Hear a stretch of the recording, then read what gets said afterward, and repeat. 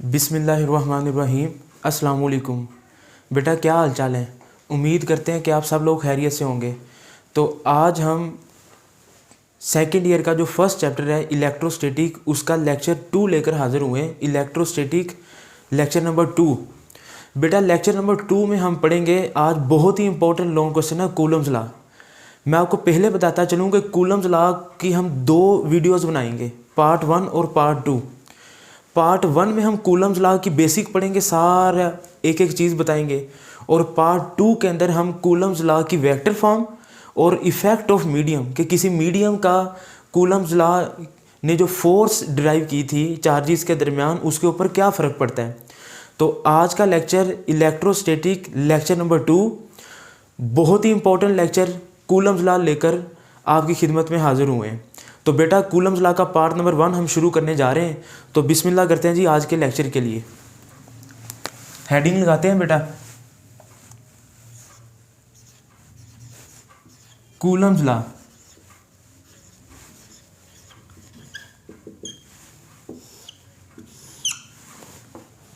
बेटा क्या पढ़ रहे हैं हम? Coulomb's law. सबसे पहले तो थोड़ा सा इसका इंट्रोडक्शन सा मैं आपको बता देता हूँ कि कूलम जो साइंटिस्ट था वो 1736 के अंदर पैदा हुआ है और 1806 के अंदर उसने वफ़ात पाई है। ये थोड़ा सा मालूमात की हद तक बता रहे हैं, ये इसलिए बता रहे हैं क्योंकि कुछ किताबों में थोड़ी बहुत मिस्टेक्स दी हुई हैं। जो कूलम 1736 के अंदर डेट ऑफ बर्थ है और 1806 इसकी तारीख वफ़ात है, उस सन के अंदर ये फौत हुआ था। ये बताने का मकसद असल में ये है क्योंकि जो कूलम लॉ जो पेश किया गया था वो 1784 के अंदर पेश किया गया था, जो कि आपके बोर्ड लेवल पे MCQ आ जाता है। क्योंकि कुछ किताबों में गलती है, उसने 1874 लिखा हुआ, अब 1806 के बाद तो ये लॉ पेश नहीं ना कर सकता।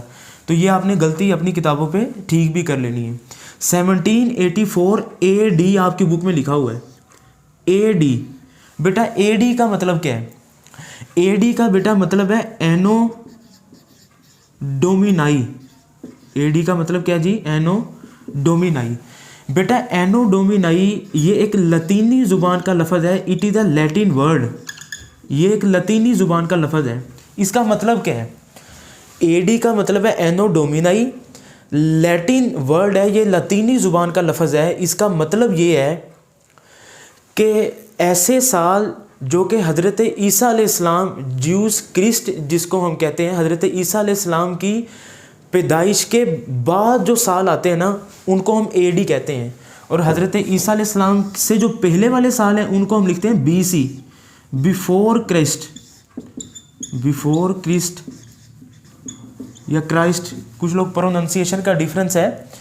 तो हज़रत ईसा अलैहिस्सलाम की पैदाइश से पहले के सालों के साथ हम लिखते हैं BC, और हज़रत ईसा अलैहिस्सलाम की पैदाइश के जो बाद वाले साल हैं उनको हम लिखते हैं AD। तो इसका मतलब है कि हज़रत ईसा अलैहिस्सलाम की पैदाइश के 1784 साल बाद उसने ये लॉ पेश किया है। बेटा ये कूलम एक फ्रेंच मिलिट्री इंजीनियर था, पेशे के एतबार से ना फ्रेंच मिलिट्री इंजीनियर था ये।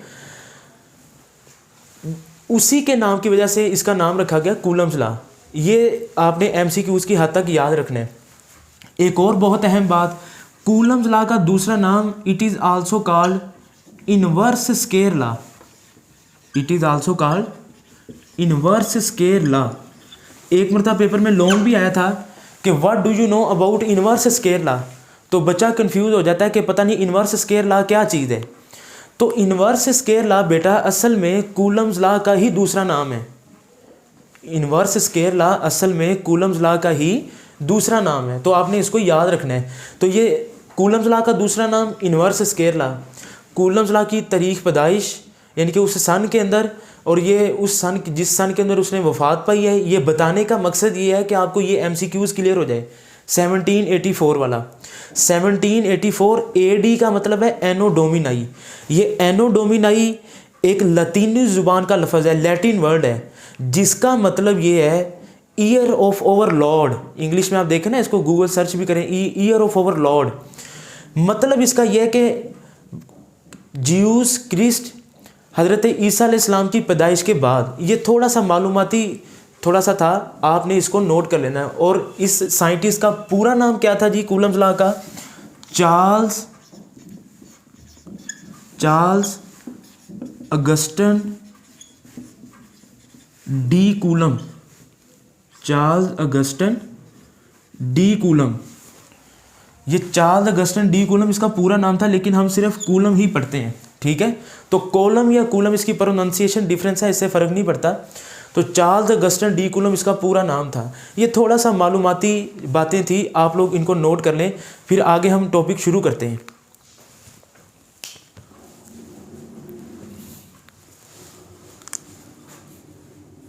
जी बेटा, आपने नोट कर लिया जी, तो शुरू करते हैं बेटा आज का लेक्चर। ये मालूमाती बातें मैंने आपको बता दी हैं।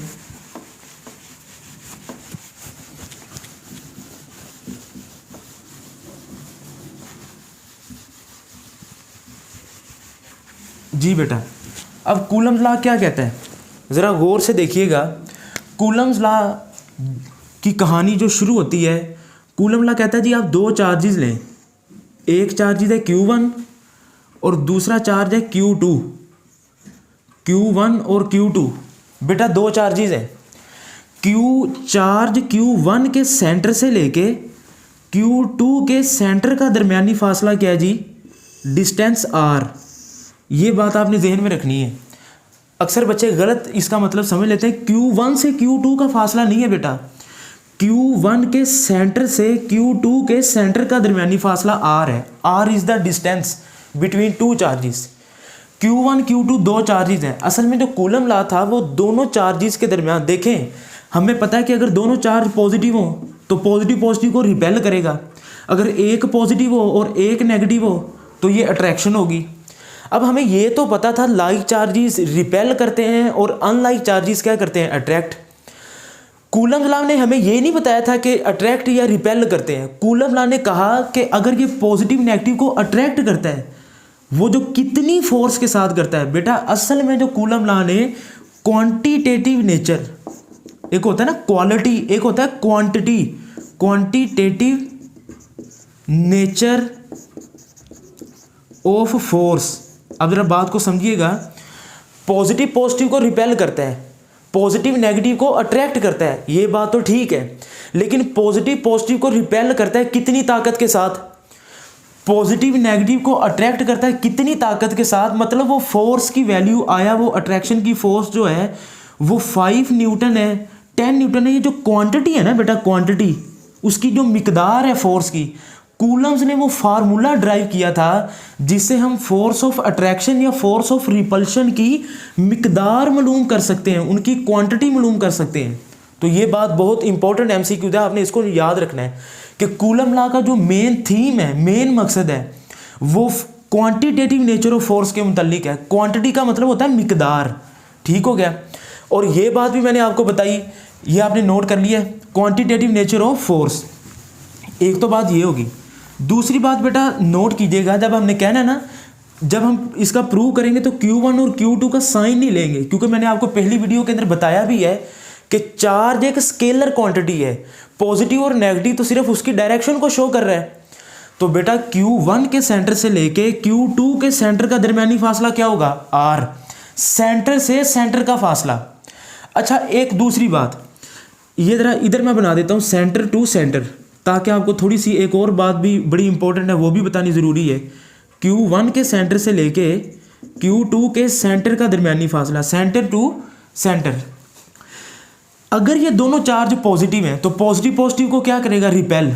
तो बेटा आपने याद रखना है, जब ये इसको रिपेल करेगा तो ये इधर को फोर्स लगेगी, this force is called F।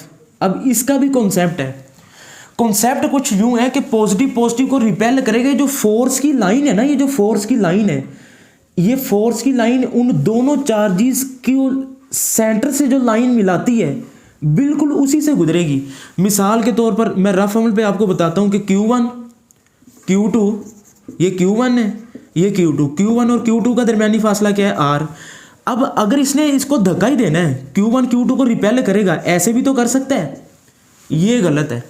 ये बात भी हमें कूलम ने बताई कि जब Q1 Q2 को रिपेल करेगा तो वो जो फोर्स की डायरेक्शन होगी ना, फोर्स जो लगेगी, वो फोर्स उसी लाइन में से गुजरेगी। किस लाइन में से, जो लाइन Q1 और Q2 के सेंटर में से पास करती है। आई थिंक कि आप समझ गए होंगे। देखना Q1 Q2 को रिपेल करेगा, इधर को नहीं करेगा, ऊपर को नहीं करेगा, सम एंगल पे नहीं करेगा, बिल्कुल स्ट्रेट करेगा जिस तरह मैंने ऊपर बनाया है। ये ठीक है और ये गलत है, आपने इसको नोट करना है। जब फोर्स बनानी है तो वो सेंटर वाली लाइन के साथ बिल्कुल मैच करना है, बिल्कुल सेंटर में से पास करती हो। तो मैं ये बात लिख देता हूँ, आप अपनी बुक पे साइड पे लिख भी लीजिएगा कि this force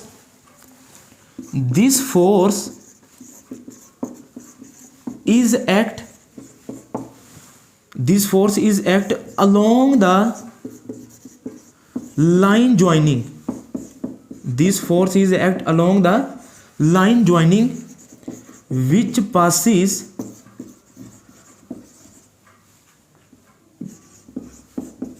between the two charges. Which passes between the, ये मालूमात के लिए आपने लिखनी है, ये आपको आगे वेक्टर फॉर्म में ये बात काम भी आएगी। जब हम वेक्टर फॉर्म पढ़ेंगे ना तो मैं आपको उधर भी ये बात बताऊंगा कि जो हमने पहले पढ़ा था Q1 और Q2 के सेंटर में से जो लाइन पास करती है, this force is act along. Along का मतलब होता है साथ। ये फोर्स उसी साथ होगी, उसके साथ होगी, किसके साथ? उस लाइन के साथ। किस लाइन के साथ? जो लाइन ज्वाइन करती है, जो लाइन गुजरती है, पास करती है between the two charges. Between the two charges force भी उसी तरफ होगी, ऊपर नीचे नहीं होगी। तो आई थिंक कि आप ये बात समझ गए। अब इसके प्रूफ की तरफ चलते हैं बेटा।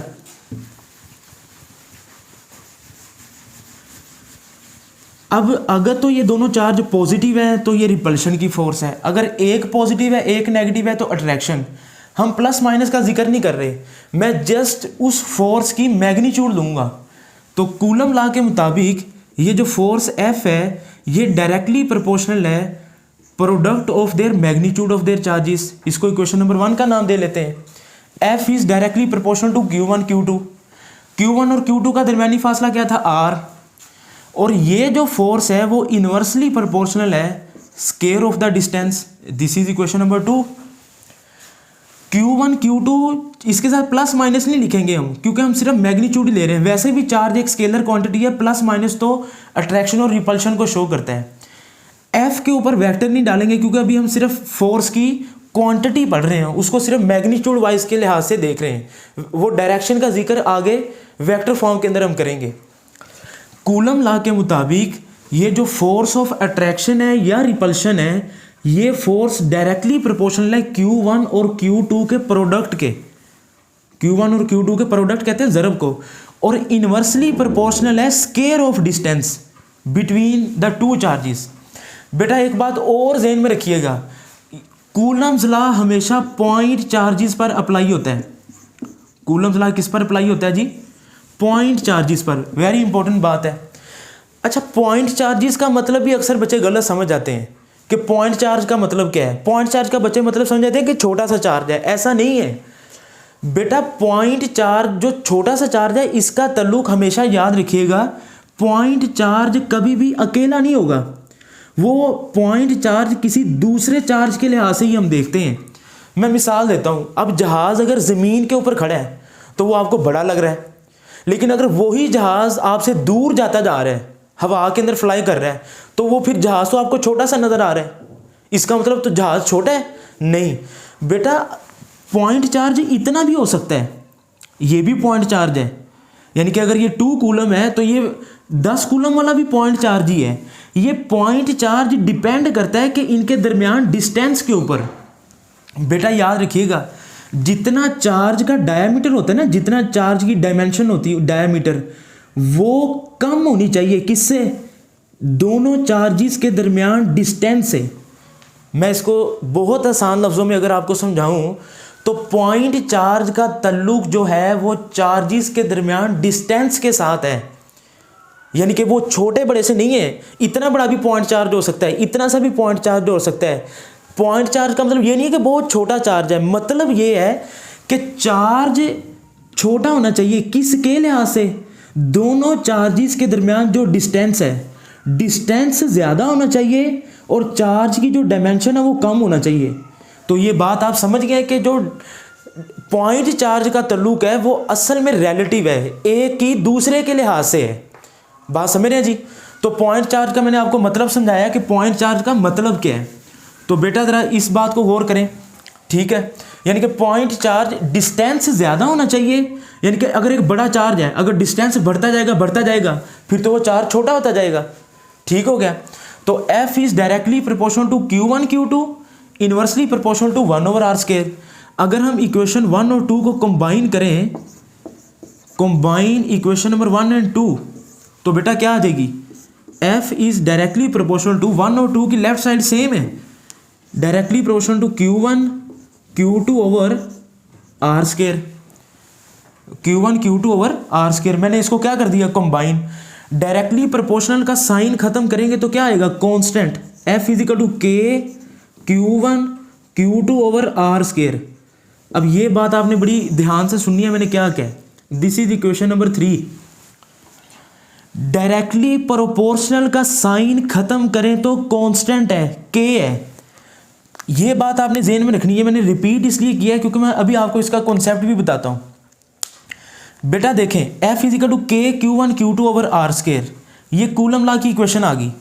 अब ये जो K की वैल्यू है, ज़रा गौर कीजिएगा कि अगर मैं K निकालना चाहूँ इस इक्वेशन से, K is equal to r² divide हो रहा है, इधर जाके क्या हो जाएगा, मल्टीप्लाई। तो F multiply by r² divided by Q1 Q2 multiply हो रहा है, नीचे जाके क्या हो जाएगा, डिवाइड। इधर से हमें K के यूनिट भी मिल जाएंगे। एक ही बात में दोनों कॉन्सेप्ट समझा देंगे, ये आप रफ अमल पे नोट कर लीजिएगा। पहले तो K के यूनिट समझ लें। अब ज़रा समझिएगा, फोर्स का यूनिट क्या होता है, न्यूटन, डिस्टेंस का मीटर, मीटर स्क्वायर आ जाएगा, चार्ज का coulomb into coulomb, coulomb square. तो बेटा ये क्या आ जाएगा, न्यूटन मीटर स्क्वायर पर स्क्वायर कूलम। इसको पढ़ने का तरीका है, न्यूटन मीटर स्क्वायर पर स्क्वायर कूलम, माइनस की फॉर्म में पावर को पहले पढ़ेंगे। ये तो हो गए K के यूनिट। ये आपने नोट कर लेना है साइड पे अपनी किताब के कि K के यूनिट कैसे आते हैं। अक्सर किताबों में K के यूनिट गलत दिए हुए हैं, न्यूटन मीटर स्क्वायर इंटू पर कूलम, K के यूनिट। अच्छा ये तो बात बता दी मैंने, ये आपने याद रखनी है। अभी ज़रा गौर करें कि मैंने क्या बात कही थी, F is directly proportional to Q1 Q2 over r²। Directly proportional का साइन खत्म करें तो कांस्टेंट K। बच्चे अब K की वैल्यू मैंने निकाली, r² डिवाइड हो रहा था, इधर जाके मल्टीप्लाई होगा। ये इस इक्वेशन के मुताबिक आपके जहन में आ रहा होगा कि फोर्स को बढ़ाएं तो K की वैल्यू बढ़ेगी, डिस्टेंस को बढ़ाएं तो K की वैल्यू बढ़ेगी, चार्ज को बढ़ा दें, इनकी मैग्नीट्यूड को बढ़ाएं तो K की वैल्यू कम हो जाएगी। इन्वर्स ताल्लुक है, यानी कि आपके जहन में यही आ रहा है ना, F K is directly proportional to F, K is directly proportional to r² and K is inversely proportional to Q1 Q2। इस इक्वेशन के मुताबिक तो आपके जहन में यही आ रहा है, लेकिन ये तीनों बातें ही गलत हैं बेटा। ये पेपर में MCQs भी आ सकता है। अगर फोर्स बढ़ा दें तो K के पे कोई फर्क नहीं पड़ेगा, अगर डिस्टेंस बढ़ा दें K पे कोई फर्क नहीं पड़ेगा, चार्ज की वैल्यू बढ़ाने या कम करने से कोई फर्क ही नहीं पड़ता। K जो है ये तो कांस्टेंट है, उसकी वजह इधर जरा गौर करें ना, डायरेक्टली प्रोपोर्शनल का साइन खत्म करें तो कांस्टेंट। जब ये है ही कांस्टेंट तो ये फिर इन चीज़ों के ऊपर डिपेंड नहीं करता। ये इंट्री टेस्ट के अंदर भी इसका थोड़ा बहुत कॉन्सेप्ट आता है पेपर में MCQs की फॉर्म में, कि वो फोर्स को बढ़ाता है, कहता है जी K की वैल्यू बताएं। K तो इन चीज़ों के ऊपर डिपेंड ही नहीं करता। अच्छा K अगर इन चीज़ों के ऊपर डिपेंड नहीं करता तो फिर किसके ऊपर करता है, वो बात हमें बता दें। तो वही मैं आपको बताने जा रहा हूँ कि K फोर्स के ऊपर, डिस्टेंस के ऊपर और चार्ज के ऊपर डिपेंड नहीं कर रहा, किसके ऊपर सर फिर करता है। इसी को हम आगे पढ़ते हैं। ये यूनिट और ये बातें आपने नोट करनी है, इनको बढ़ा दें कम कर दें, K की वैल्यू पे कोई फर्क नहीं पड़ता। K is the constant. Sir अच्छा K फिर डिपेंड किस पे करता है वो बताएं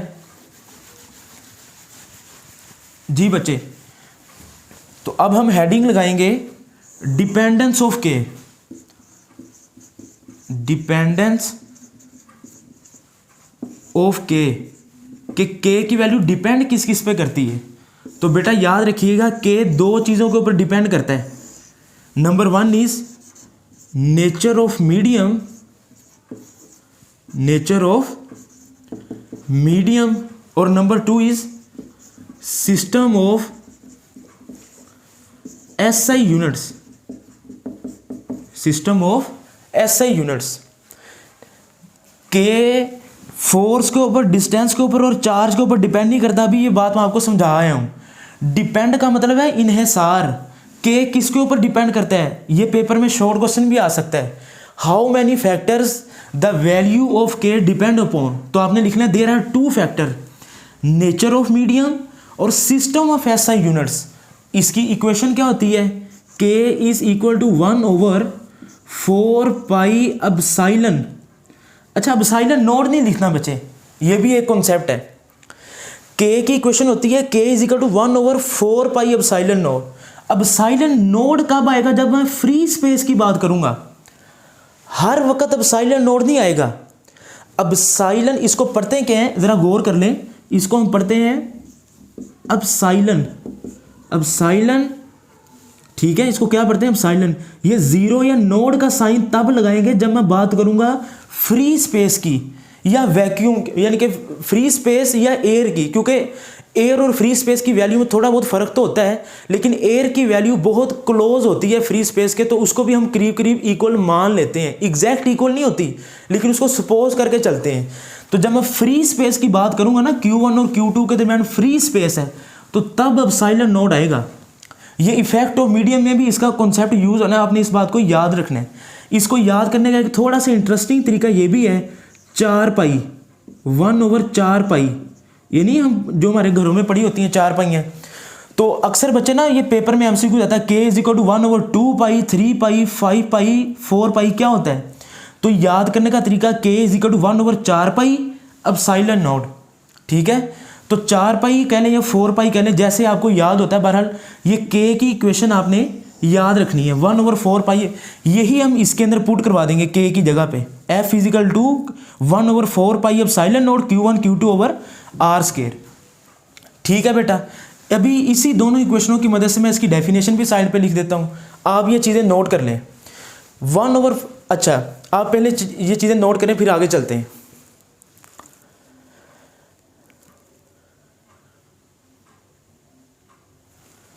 ठीक है बेटा, तो एक दो बातें और, ये जो के है ना, के है, इसका एक दूसरा नाम भी है, this is called electrostatic constant.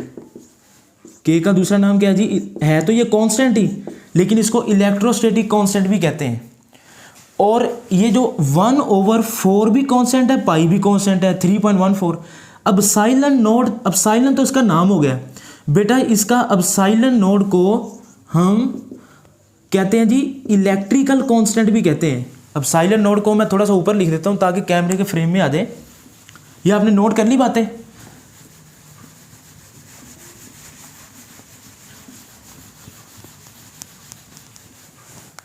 जी बेटा, एप्सिलॉन नोड को हम क्या कहते हैं, इलेक्ट्रिकल कांस्टेंट, इलेक्ट्रिकल कांस्टेंट, या दूसरा एक फेमस नाम आप जानते हैं, permittivity of free space, permittivity of free space.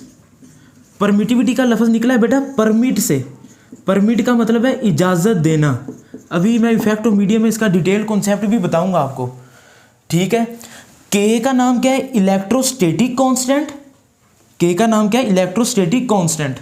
और एप्सिलॉन नोड क्या है, इलेक्ट्रिकल कांस्टेंट, ठीक है। ये आप बातें याद रखेंगे। अब आगे चलते हैं बेटा इसकी डेफिनेशन के ऊपर। ये आपने चीज़ें नोट करनी है सारी।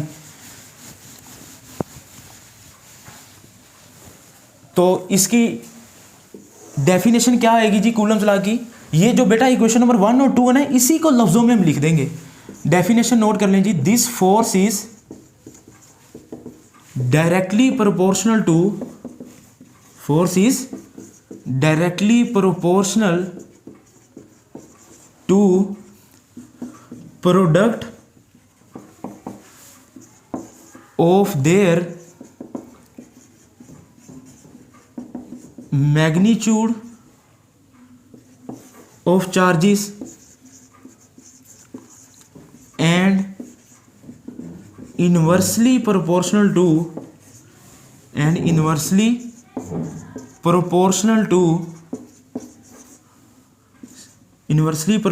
to square of distance between them. बहुत आसान है जी इसकी डेफिनेशन, इक्वेशन को याद कर लेना आप। ये कूलम्स लॉ की डेफिनेशन है, आप इसको नोट डाउन करेंगे। सबसे पहले आप डेफिनेशन लिखेंगे, फिर ये चीज़ें, और फिर एंड पे वो जो बातें मैंने बताई हैं। ये डेफिनेशन एंड पे बताने की वजह यही है ताकि आपको सारा कॉन्सेप्ट पहले पता चल जाए। This force is directly proportional to product, उधर भी देखिएगा इधर भी देखिएगा, प्रोडक्ट ऑफ देयर, प्रोडक्ट का मतलब है ज़रब, प्रोडक्ट का मतलब क्या है, ज़रब, जिसको हम मल्टीप्लाई भी लिख सकते हैं। Directly proportional to product of their magnitude of their charges and inversely proportional to distance, नहीं square of distance between the charges, या बिटवीन देम का मतलब है उन चार्जेस के दरमियान। ठीक है बेटा, डेफिनेशन को नोट डाउन करें जी, फिर आगे चलते हैं। ये नोट कर ली बेटा आपने। अब ये जो एप्सिलॉन नोड है ना बेटा, this is called permittivity of free space. अब हमें इसकी वैल्यू भी निकालनी है, ज़रा नोट कर लें जी। एप्सिलॉन नोड की वैल्यू होती है बेटा 8.85 ज़रब 10⁻⁻12। इसके यूनिट याद करने का तरीका एप्सिलॉन नोड के, बेटा आप नोट करेंगे कि के यूनिट क्या थे, के यूनिट क्या थे ज़रा बताएं जी। न्यूटन मीटर स्क्वायर पर स्क्वायर कूलम, यही था ना। जो के यूनिट है वो एप्सिलॉन नोड के उलट हो जाएंगे। ये कैसे है, ये अभी मैंने आपको पहले बता चुका हूँ।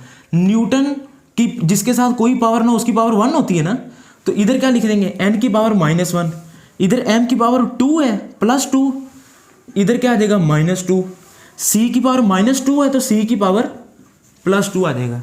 यानी कि जो के यूनिट है वो एप्सिलॉन नोड के उलट हो जाएंगे। ये आगे पीछे तरतीब हो सकती है, इसका फ़र्क नहीं पड़ता। ठीक हो गया, ये यूनिट याद करने का तरीका भी मैंने आपको बता दिया। अब के की वैल्यू भी निकाल लेते हैं जी। के = 1/4 पाई एप्सिलॉन नोड। बेटा इसकी वैल्यू पुट करा दें, 1/4 पाई की वैल्यू 3.14 ज़रब 4 पाई एप्सिलॉन नोड की वैल्यू क्या है 8.85 ज़रब 10⁻⁻12, -12 ऊपर जाके प्लस। अगर आप इसको कैलकुलेटर से ज़रब दें, 4 × 3.14 × 8.85, ठीक है, और -12 ऊपर जाके +12 हो जाएगा। जो आंसर है उसको 1 से डिवाइड करें, जो कैलकुलेटर की मदद से जो एग्जैक्ट आंसर आता है ना बेटा,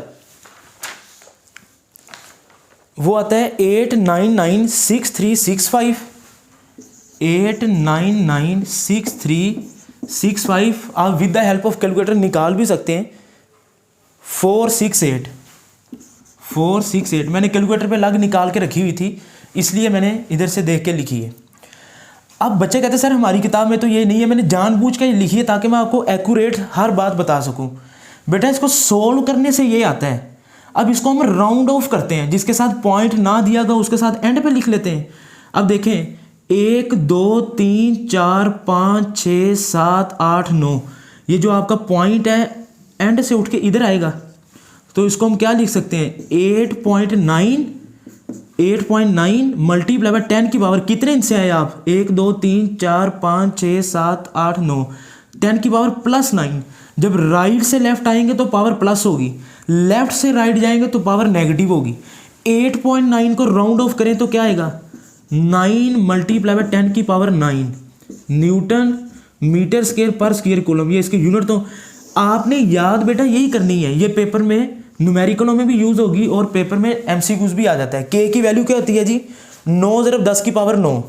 याद बेटा आपने यही करनी है। ये जस्ट कॉन्सेप्ट बताया कि वैल्यू इसकी आई कैसे है, यानी कि जिस इधर इशारिया नहीं था जिसके साथ ना उसके साथ हम मान के चलते हैं वो लास्ट में होगा। राइट से लेफ्ट आया, राउंड ऑफ करके ये आया। एमसीक्यूज तो यही याद करना है, लेकिन ये थोड़ा सा कॉन्सेप्ट बताया कि आई कैसे है। ठीक है बेटा, तो आपने 2 वैल्यू याद करनी है, एप्सिलॉन नोड की और के की। ये 2 एमसीक्यूज हैं। ठीक है बेटा, याद कर ली आप, इसको नोट कर लें जी, स्क्रीनशॉट ले लें। नेक्स्ट एक आधी बात रहेगी है जी, जरा उसको भी नोट डाउन कर लेते हैं।